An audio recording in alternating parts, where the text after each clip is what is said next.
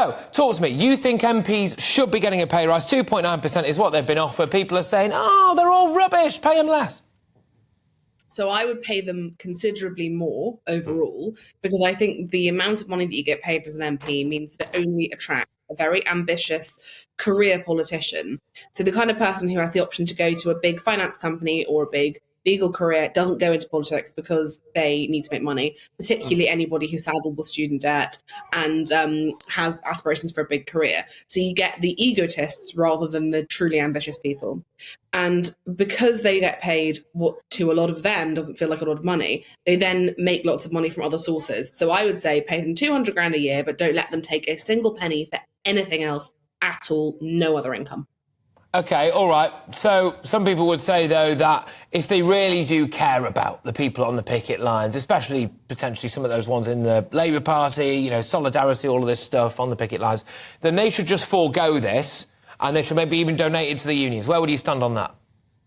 I mean, you could do, but realistically, it's not going to make any difference. For most, when you're earning that much money, an extra 2-ish grand is not life-changing. So it's a big virtue signal. And also, again, a lot of these people make 2 grand for an after-dinner speech. So it's showing off, really, to say no to it. What about expenses? You know, we're seeing some absolutely extortionate expenses bills in the hundreds of thousands, by the way. And, you know, MPs as well. It can open doors for you afterwards. The amount of book deals or appearances you get on, to Strictly Come Dancing or In the Jungle or whatever, you know, afterwards. I suppose people would say, well, they're already getting all of their expenses, aren't they?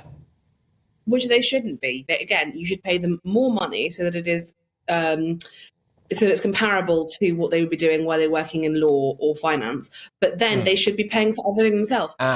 So much about being an MP would be so much easier if we treated it like a normal job. Yeah, I don't get for GBNews I get sent a taxi, but broadly speaking, I have to get myself to work and I have to get myself home.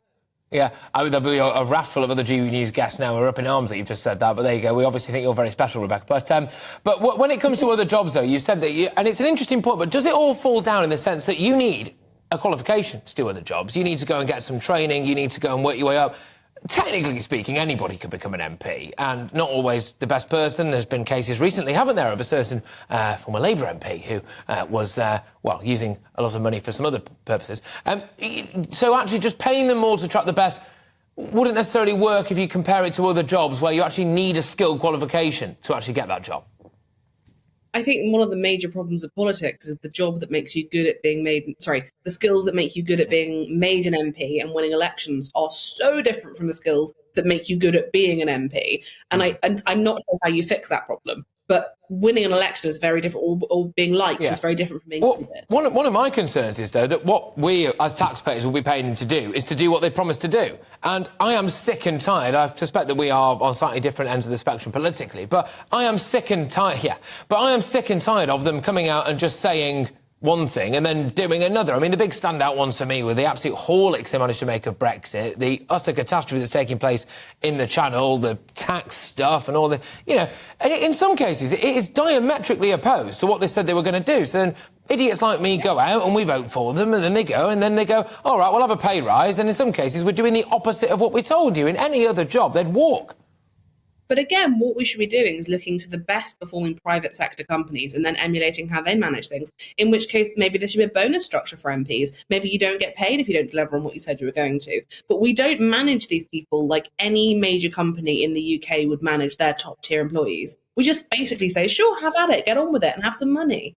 OK, Rebecca, thank you very much. Thoroughly enjoyed that. Rebecca Reid, author and broadcaster, regular on GB News.